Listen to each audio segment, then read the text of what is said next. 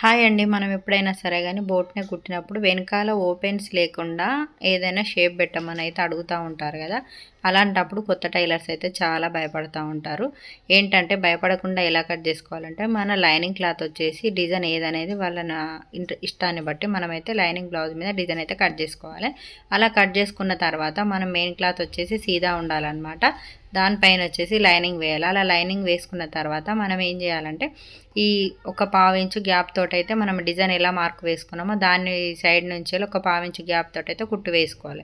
అలా వేసుకున్న తర్వాత మధ్యలో హోల్లో కొంచెం కచక పెట్టేసి మధ్యలో ఉన్న క్లాత్ మొత్తం కట్ చేయాలన్నమాట.